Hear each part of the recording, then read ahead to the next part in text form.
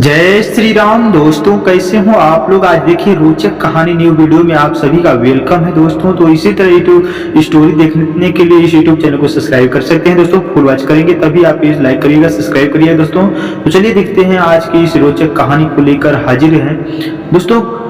माता सीता के श्राप से गया में नहीं उगती तुलसी और ब्राह्मण कभी नहीं होते संतुष्ट। बड़ी रोचक है इसकी कथा। कौवा तुलसी, ब्राह्मण फाल्गु नदी व गाय को माता सीता ने श्राप दिया था।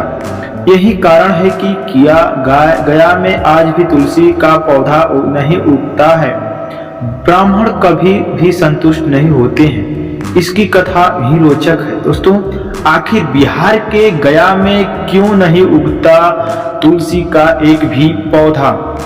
क्योंकि ब्राह्मण कभी संतुष्ट नहीं होते। फाल्गु नदी सिर्फ नाम की नदी है, क्योंकि कौवा हमेशा लड़ झगड़ कर ही खा पाता है। कौवा तुलसी, ब्राह्मण व गाय को माँ सीता ने क्यों श्राप दिया था, इसके बारे में कुछ लोग ही जानते हैं। 99% लोग नहीं जानते हैं। तो अगर इस यूट्यूब वीडियो को लास्ट तक देखें तो समझ जाएंगे और जान जाएंगे। आइए हम विस्तार से इस वीडियो को देखें और सुने दोस्तों। वाल्मीकि रामायण के मुताबिक वनवास के दौरान भगवान राम, लक्ष्मण और माता सीता पितृपक्ष में श्रद्धा करने के लिए बिहार के गया में धाम पहुंचे। वहां ब्राह्मण ने भगवान श्री राम और लक्ष्मण की श्रद्धा कर्म के लिए आवश्यक सामग्री जुटाने के लिए कहा। इस पर भगवान राम व लक्ष्मण नगर की ओर सामान लाने के लिए निकल पड़े। ब्राह्मण देव ने माता सीता से आग्रह किया कि पिंडदान का समय निकलता जा रहा है। दोस्तों आगे देखिए, भगवान राम और लक्ष्मण दोनों भाई मार्केट में गए थे दोस्तों। जो देखिए गया में आप सभी लोग जाएंगे तो देखेंगे वो तुलसी के पत्ता और देखने को नहीं मिलता एक भी। दोस्तों आप लोग इस यूट्यूब चैनल को देखते रहिए लास्ट तक। यह सुनकर माता सीता की व्यग्रता भी बढ़ती जा रही थी, क्योंकि श्री राम और लक्ष्मण भी नहीं लौटे थे। इस दौरान दशरथ जी की आत्मा ने उन्हें आभास कराया कि पिंडदान का वक्त बीता जा रहा है। यह जानकर माता सीता असमंजस में पड़ गई। तब माता सीता ने समय के महत्व को समझते हुए यह निर्णय लिया कि वह स्वयं अपने ससुर राजा दशरथ का पिंडदान करेंगी। दोस्तों ऐसा माना जाता है कि जब श्री राम और लौट कर नहीं आए तो उस माता सीता ने स्वयं पिंडदान किया। उन्होंने फाल्गु नदी के साथ साथ वट वृक्ष, कौवा, तुलसी, ब्राह्मण व गाय को साक्षी मानकर स्वर्गीय राजा दशरथ का पिंडदान विधि का विधान के साथ किया।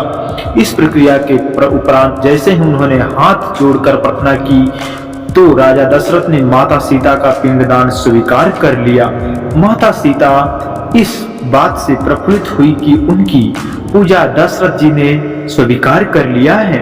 दोस्तों आप लोग इस वीडियो को लास्ट तक देखेंगे और इस कहानी को सुनिए, आपके दिल गार्डन हो जाएगा। दोस्तों ये सच्ची घटना है, कोई रियल वाल्मीकि द्वारा रचित रामायण द्वारा एक ग्रंथ लेकर हाजिर रहता हूँ। इसके बाद उनके मन में संशय भी हुआ कि प्रभु राम इस बात को नहीं मानेंगे, क्योंकि पिंडदान पुत्र के बिना नहीं हो सकता। थोड़ी देर बाद भगवान और राम लक्ष्मण सामग्री लेकर आए और पिंडदान के विषय में पूछा। तब माता सीता ने कहा कि समय निकल कर जाने के कारण उन्होंने स्वयं पिंडदान कर दिया। प्रभु राम और माता सीता विश्वास नहीं हो रहा था कि बिना पुत्र और बिना सामग्री के पिंडदान कैसे संपन्न हुआ और स्वीकार कैसे हो सकता है। दोस्तों ये सच में कैसे हो सकता है दोस्तों।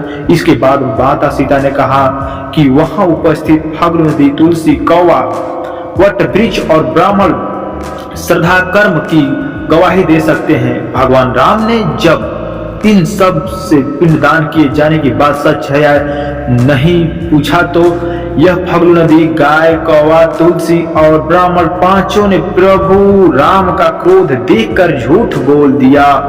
माता सीता ने कोई पिंडदान नहीं किया।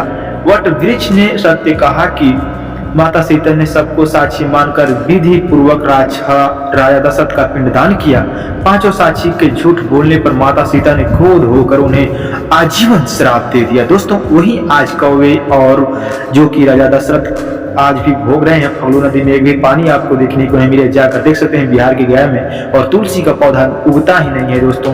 और कौवा को तो देखते ही होंगे आप आसपास। तो फल्गु नदी के श्राप दिए कि वह सिर्फ नाम ही नदी रह गई, उससे पानी नहीं रह गया। इस कारण फल्गु नदी आज भी गया में सुखी है। गया को श्राप दिए गाय का पुण्य पूजनीय होकर भी सिर्फ उसके पीछे हिस्से की पूजा की जाएगी और गाय को खाने के लिए दर दर भटकना पड़ेगा। आज भी हिंदू धर्म में गाय माता सीता ने ब्राह्मणों को कभी संतुष्ट न होने और कितना भी मिले उतनी दरिद्रता हमेशा बनी रहेगी का श्राप दिया। इस कारण ब्राह्मण कभी दान दक्षिणा के बाद भी संतुष्ट नहीं होते हैं। माता सीता ने तुलसी को श्राप दिया कि वह कभी भी गया की मिट्टी में नहीं उगेगी। यह आज तक सत्य है कि गया की मिट्टी में तुलसी नहीं फलती नहीं फूलती दोस्तों। और कौवे को हमेशा लड़ झगड़ कर खाने का श्राप दिया था। कौवा आज भी खाना अकेले ही खाता है। दोस्तों अगर ये वीडियो लास्ट तक यहाँ तक देख रहे हैं तो बने रहिए, अभी बहुत कुछ है।